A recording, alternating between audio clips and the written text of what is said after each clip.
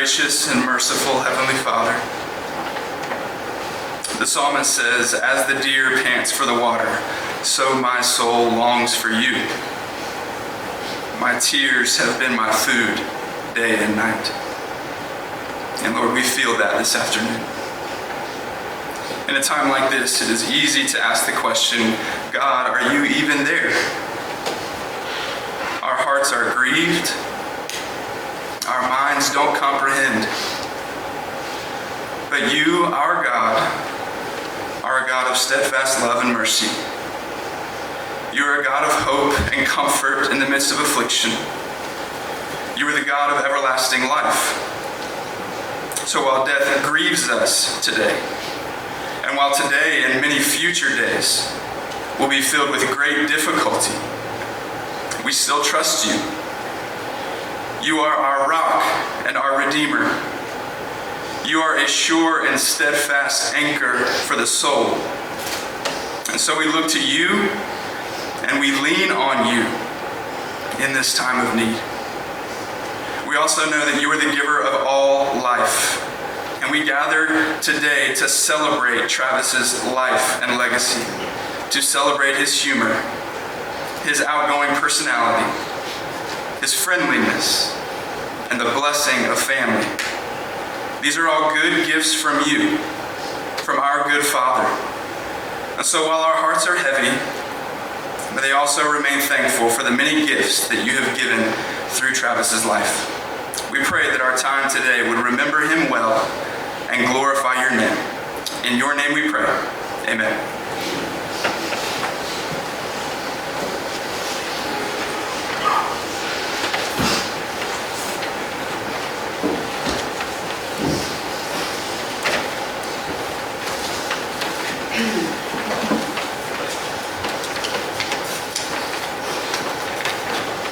Can you hear it?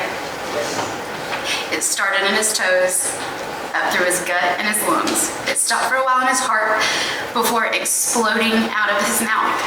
The most infectious laugh. He took up the whole room before stealing a girl, twirling around the dance floor a few times before handing her back over to move on to the next. And ladies, you just knew all you had to do was hold on. I'm Coda, but most of you probably just know me as Little Sister. Travis and I shared a birthday 4 years apart, and as strange as it may sound, a certain connection, almost twin-like. We could physically feel each other's joy and pain, and always knew when one needed the other, and called or texted at just the right times. My sister-in-law once described our relationship perfectly as yin and yang. Obviously opposite forces, interconnected and interdependent in the natural world, giving rise to one another. And that's what he did. He lifted me up. And if I know anything about my brother, he probably lifted you up too. He was my greatest protector, my biggest fan, my very first and my very best friend. Over the past few days, many of you have shared so many happy memories with my brother, and they all follow the same theme. Travis was the most unique, loyal, special person with such a loving, hilarious nature, bringing light to the world and making everyone feel important. A legend. You could feel how much he loved you every time he wrapped his arms around you in the warmest, deepest, most sincere embrace. On my 16th birthday, Travis gave me a journal and in it wrote a poem by Oriah Mountain Dreamer. For the next 19 years, anytime either of us were down, needing a swift kick in the rear, or just missing each other, all we had to say was, "It does not interest me. Read it." Wednesday, when I received the news that Travis had left us and found peace, all I wanted to do was send him our poem. As I share this very personal piece of us with you, I want you to take it for yourself from Travis. I think you'll hear it in a minute. Excuse me. It does not interest me what you do for a living. I want to know what you ache for, if you dare to dream of meeting your heart's longing. It does not interest me how old you are. I I want to know if you will risk looking like a fool for love, for your dreams, for the adventure of being alive. It does not interest me what planets are squaring your moon. I want to know if you have touched the center of your own sorrow, if you have been opened by life's betrayals, or have become shriveled and closed from fear of further pain.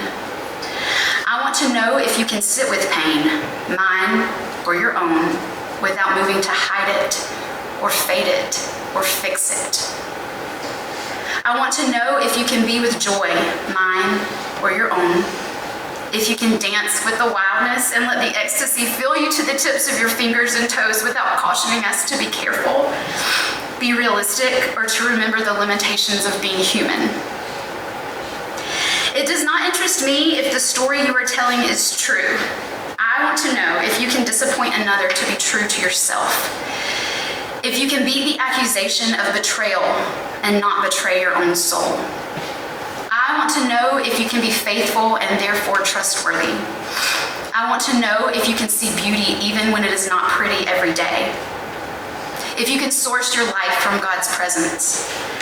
I want to know if you can live with failure, yours and mine, and still stand on the edge of a lake and shout to the silver of the full moon, yes.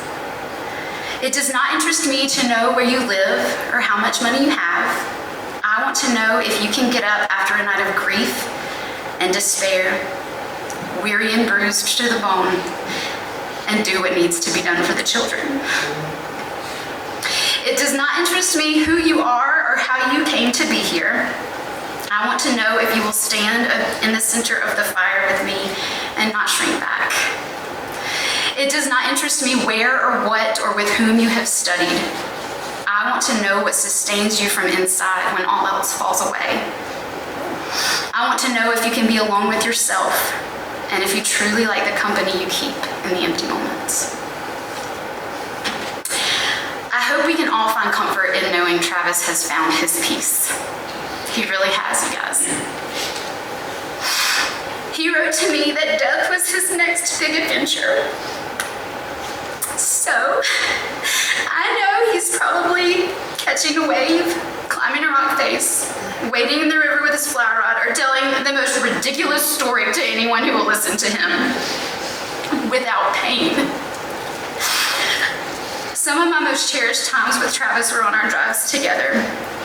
Windows down, music as loud as it would go, dancing like fools, and singing at the top of our lungs, mostly out of tune. I mean, you know. One summer in my early 20s, I was going through some pretty rough stuff and ended up spending most of the summer with Travis and AB. I needed him.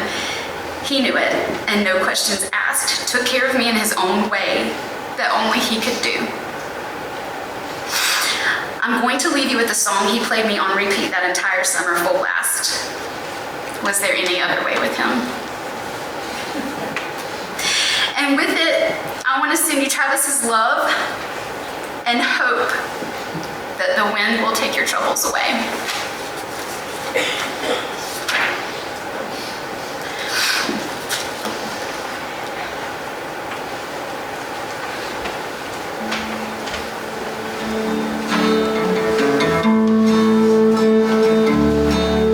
Now and then it keeps you running, never seems to die. Trail spent with fear, not enough, living on the outside.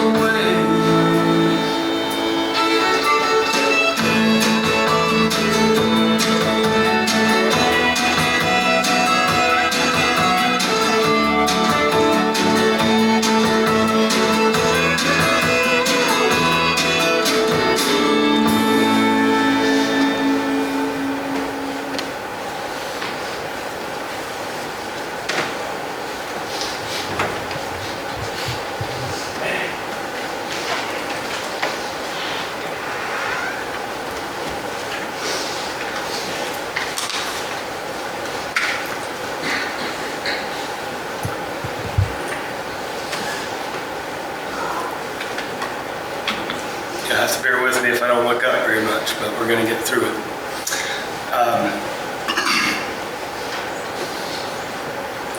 Trying to describe Travis to all of you would be like trying to put wind in a bottle. Or describing the vibrance of a gorgeous sunset. Our entire childhood, Travis and I were neighbors. We literally had a trail through the woods that connected his back door to my back door. It was called Highway 17. To say it was traveled frequently would be an understatement. We grew up together in every sense, from Cherry Lane to Hilltop Apartments. We had so many adventures along the way. Travis loved stories. His love for Disney movies, I think, was second only to my little brother. And when we weren't watching DuckTales, Rescue Rangers, G.I. Joe, He-Man, Ninja Turtles, we were out creating our own adventures in the woods, building forts, climbing trees, escaping Captain Hook with the rest of the Lost Boys.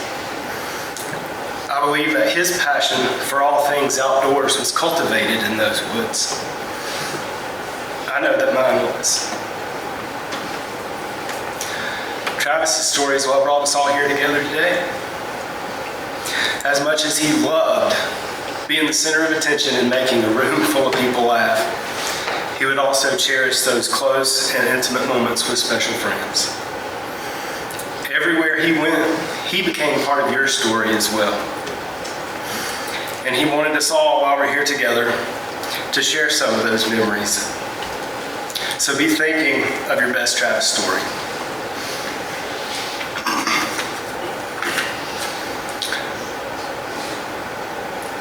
There's not enough minutes in an hour, hours in a day, months in a year for me to tell you all of our stories. We had so many and such a great time. See, Travis and I were in the band. I see some fellow bandmates here. We were also in a band. He played the drums loudly and with a steadily increasing tempo. And we wrote a song about a platypus, and it goes like this. This is the platypus song. I promise it won't be too long. It's about a platypus named Bert.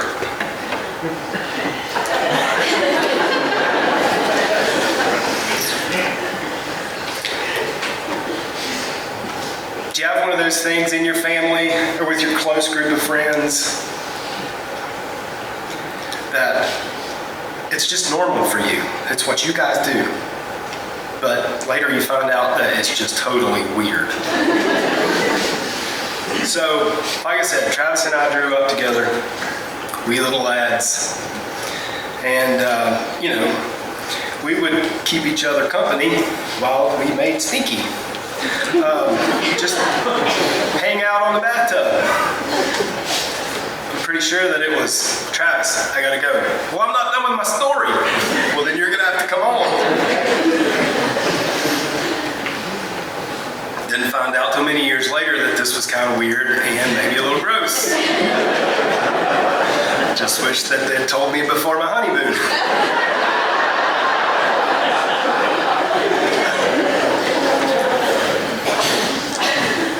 So that's the kind of stories I'm looking for. Anybody got one? I'll bring you a mic if you want it.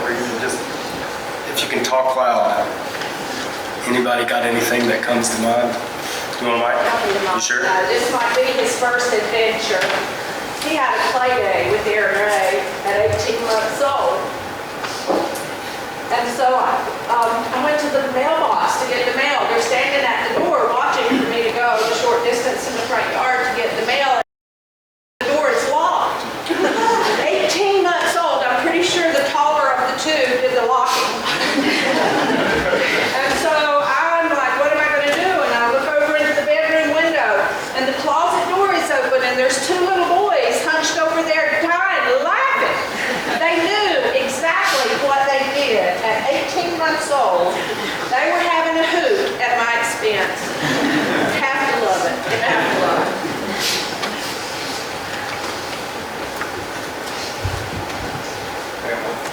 All right, yeah, stage.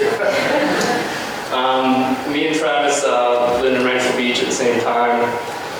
We worked at the surfboard factory, building surfboards, doing dinghy repair. And, the ocean's really what brought us together, as well as our friend Max here.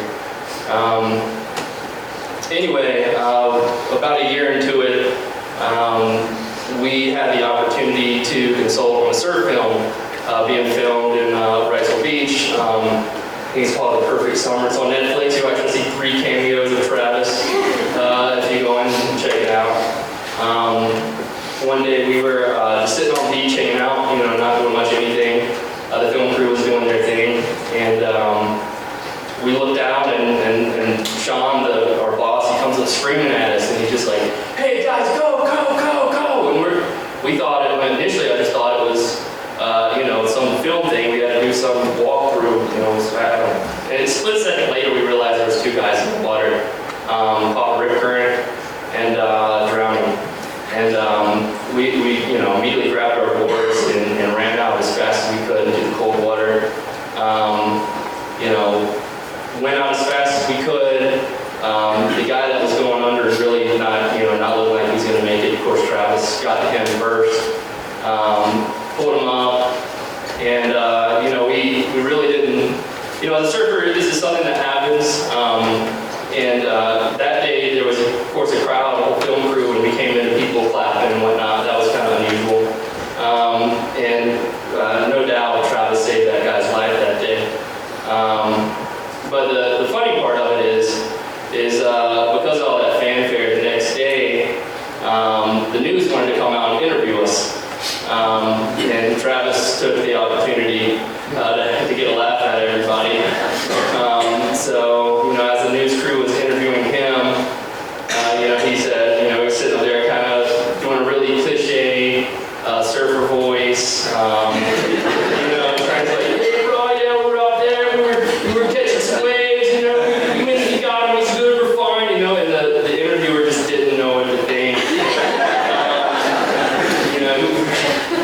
He had the whole film crew just laughing in hysterics, and the guy would just look at him perplexed, and Travis' humor. Anyway, the Star News went with print. Sorry on that one. Yeah, I love Travis, man. He's one of my best friends. Thank you.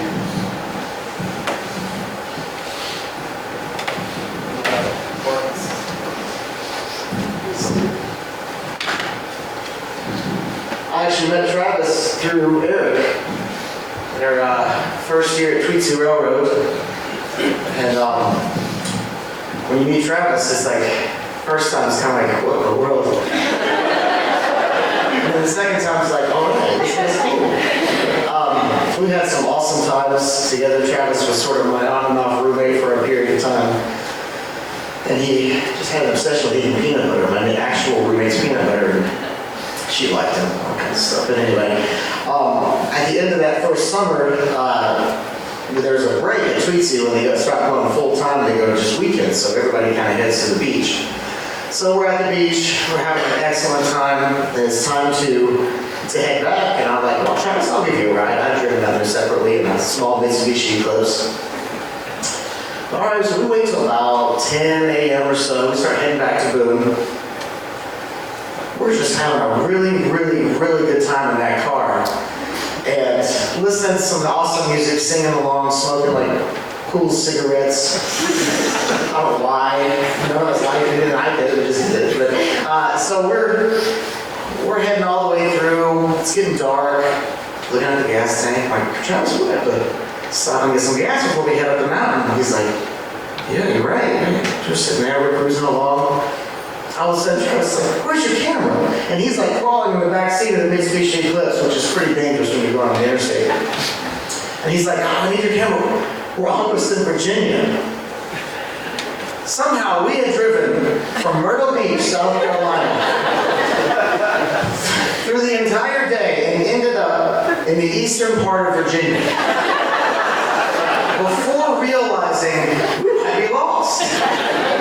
Now, I had already had a history of doing this. I can get lost for a long time. So we drove through the entire night. I drove through the entire night. Travis slept a lot of it, but we drove through the entire night through the bottom part of Virginia, and then came back down, and then actually stopped at his house in Sparta for him to pick up something.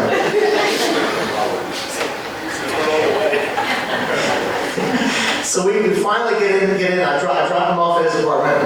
I go back to my apartment, and I think we both slept for like 3 days. Like it was insane. But that's one of my fondest Travis memories. There's so many more.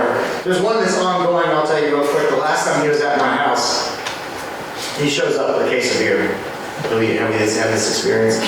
So he shows up, we stay up. I have to work the next day, but we stay up, and so my alarm goes off, I get up, he is nowhere to be found. He did the Travis exit. Anybody had that happen? He just leaves. So a few days go by, I open the cabinet in the kitchen, and I see a piece of masking tape. So I got 2 kids, so you put masking tape on everything. It was always Sharpies. So there's a masking tape that says, Travis was here, 18, because it was in 2018. So I text him, I take a picture, I text him about it, and he's like, oh, there's like 6 more.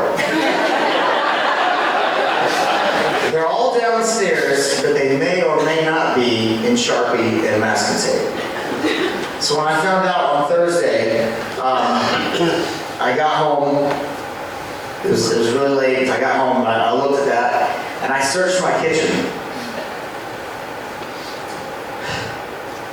I still hadn't found one. And I've been looking since 2018. But as I'm literally thinking, all right, what would he do? So I'm on my hands and knees, like opening drawers, I'm looking all the way underneath, where would he have done? Then I stopped myself and I thought, I don't want to find them yet. So I can let him get me one more time. Thank you guys.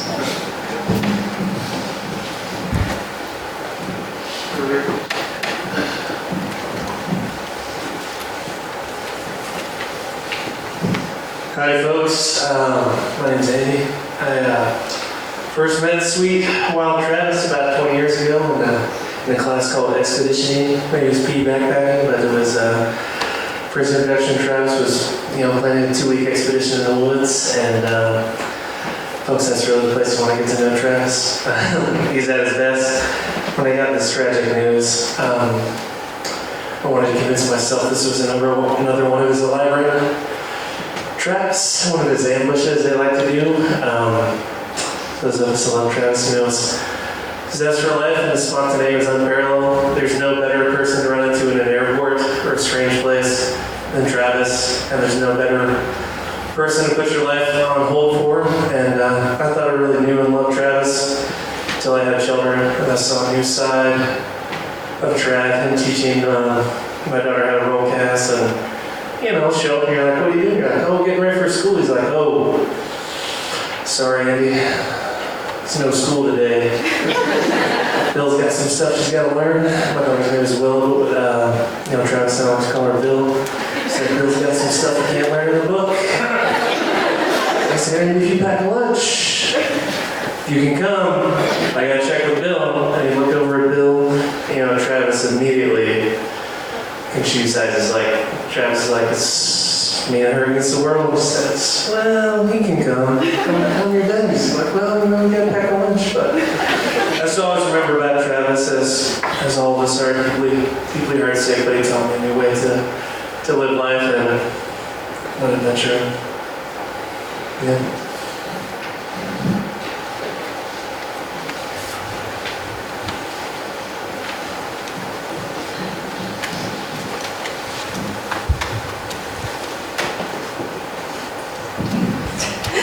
I introduced myself earlier as Kayla of Coda and Kayla, and we were inseparable when we were little. Didn't take stinkies together, but we were pretty close. So Travis had to deal with us all of our lives. And when I tried to think of a wonderful memory that I wanted to share with Travis, there's too many. He was part of every camping trip, every family vacation, every beach trip. But one time we were walking to the lake in the middle of the night for no good reason. And Travis took off ahead of all of us in the middle of the woods, not on the road, by himself. Pretty sure he was barefoot. And when we got to the lake, he was in the top of a pine tree and scared us all and laughed his infectious laugh.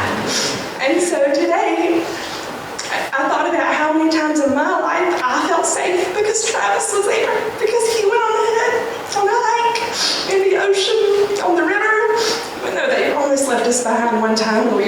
tubes and they were in kayaks, and that was not funny.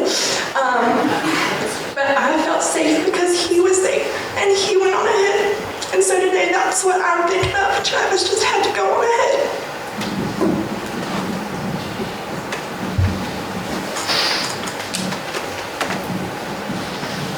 I'm Will. I knew Travis at App State, and I've got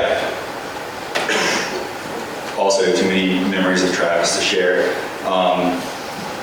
One specific one, but he was always laughing and always cooking for people. He lived in that little apartment on Hippie Hill that our friend Nathaniel had lived in before him, and he took it over.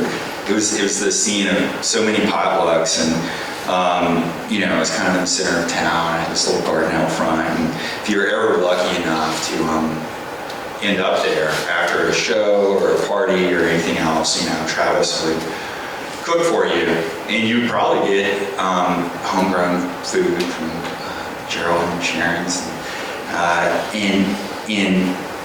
There were times that he was making biscuits from scratch by hand without looking at the recipe, which just impressed, the heck out of me. At like 3 or 4 in the morning, whatever time it was. And he made fast friends with anyone who met him. I grew up in Louisiana. So I'm not from North Carolina, but Travis moved to Louisiana for a while, and he met a bunch of my cousins. And the thing is, I didn't introduce him. Like I just came home one time, and Travis knew all my cousins, and he wasn't living in my hometown. They were all living in Baton Rouge, right? So it's not like it's not a small town. He just managed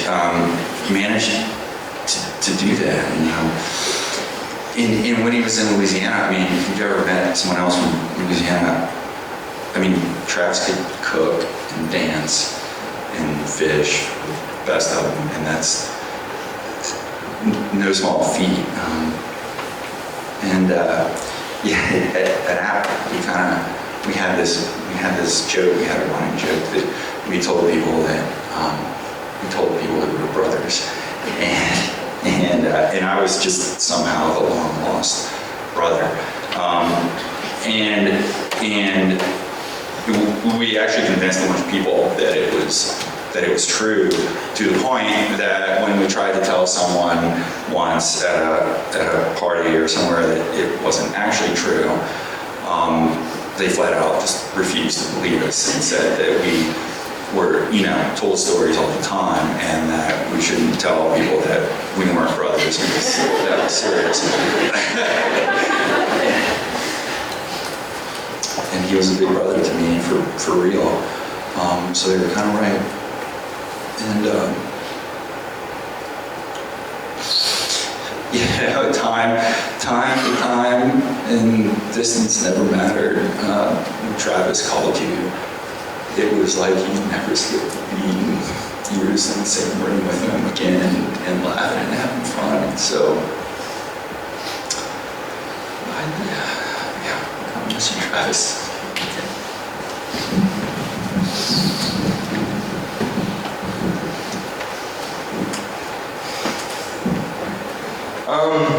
I'm the first of Eric's 5. And therefore would like to claim as Travis's favorite. But Travis and my dad were Indians at Tweetsie, and my mom was a clogger. And one time Travis goes to my mom like, "Hey, I know someone who likes you." She's like, "Okay, it's my cousin Eric." And so one time, Travis tells Dad, like, "Hey, you know that girl you like?" "Yeah, why?" "I'm gonna bring her home." "What?" "Yeah, be ready." So, it was Travis. He was never afraid to do anything. He just went for it. So, I would like to say that he's the reason that we 5 are here. That's why them too. That's why they're together. It's because of Travis. I'd say that worked out pretty good.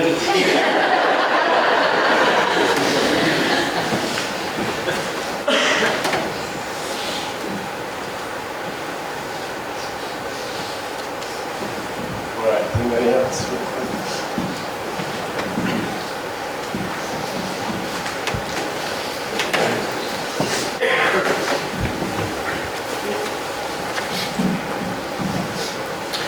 To elaborate a little bit on the Tweetsy story, the first time I met Travis as well was at Fort Boone, when I was working with Eric, and of course Wendy as well. Travis had snuck out to Fort Boone to visit Eric, and we just happened to have an extra costume on hand. So Travis put on the costume, put on the wig, some war paint, and at the end of the show, the phone rang at Fort Boone, and it was our entertainment director. Just happened to be on the train. And he said, "I see an extra Indian." We're like, no, it's just us. I don't know what you're talking about. But anyway, that's how Travis got a job at Tweetsy.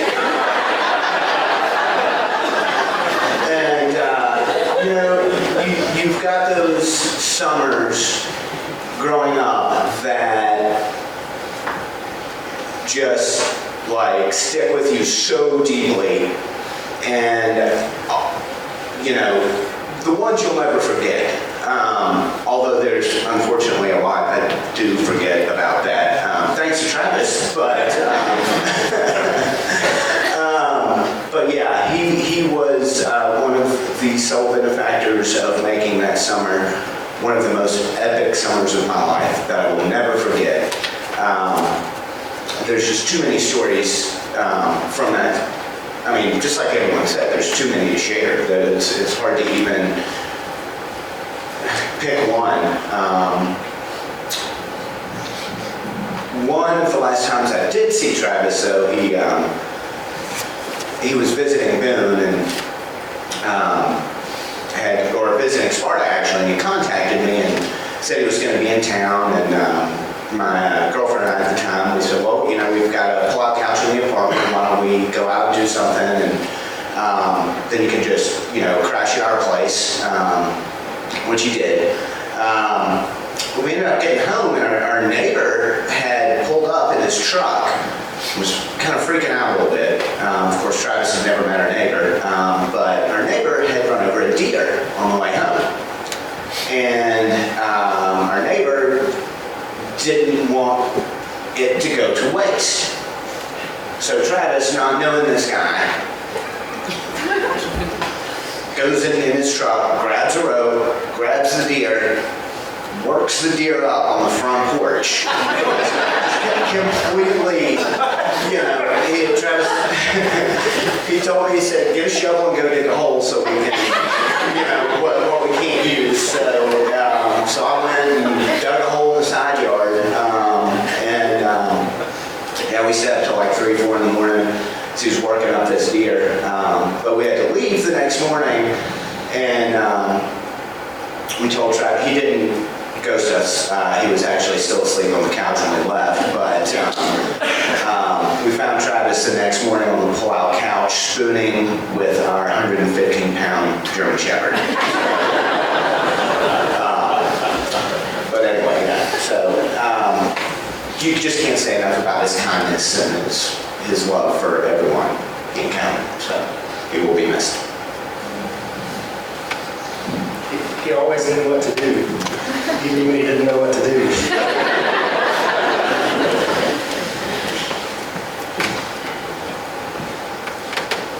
Anybody else?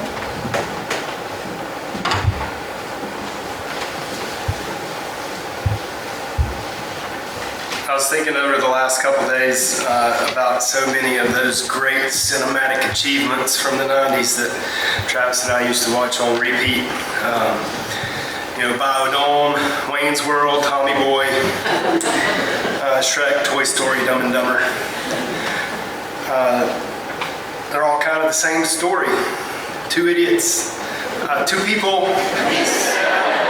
set out on an adventure to go save the world, get the girl, they laugh, they cry, you get the drill. In my story, Travis was always an awesome sidekick. He was all in, no matter what the adventure was. He was totally loyal.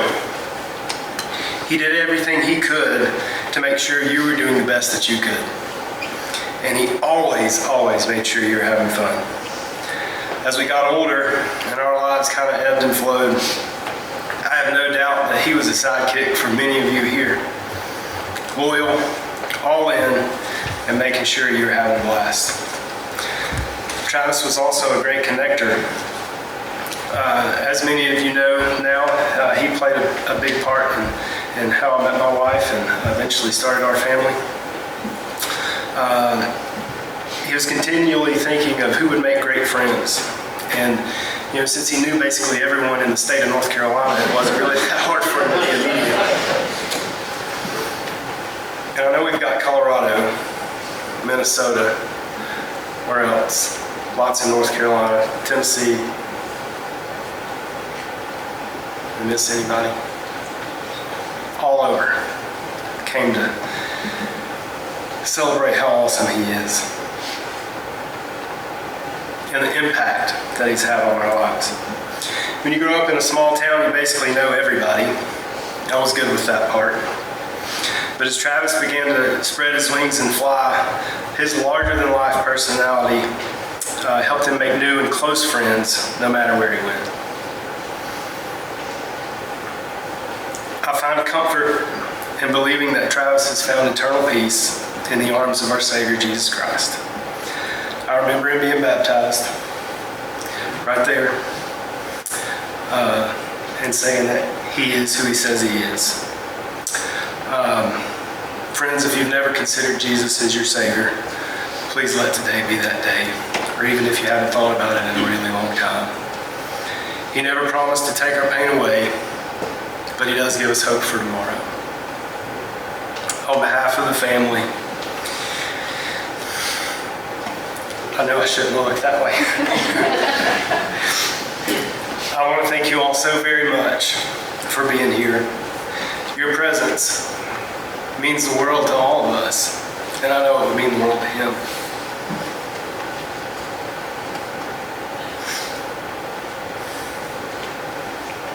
Travis, buddy, I hope you know how much you are truly deeply loved. And to each of you, remember that a trucker hat completes every outfit. Always say something random. If you find a good couch, stay for a while. Always talk to strangers. Take time to go fishing. Be a kid. Laugh louder than you should. And love harder than you ever thought was possible.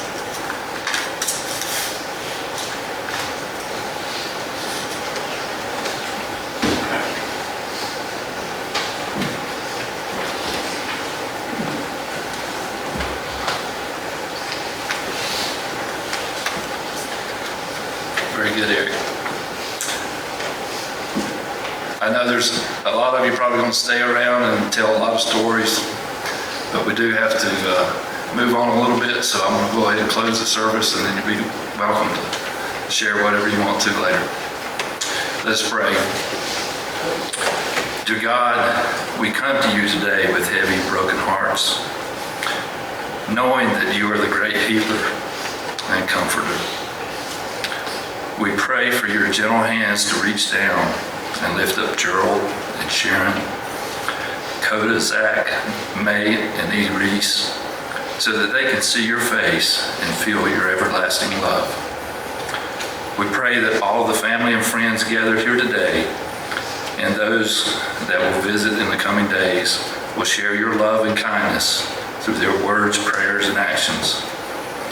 Help us all to find comfort in the words that Paul wrote to the Philippians so many years ago. I can do all things through Christ that strengthens me. Give us all strength and hope to know that we can survive this pain we feel today, and that because He lives, we can face tomorrow.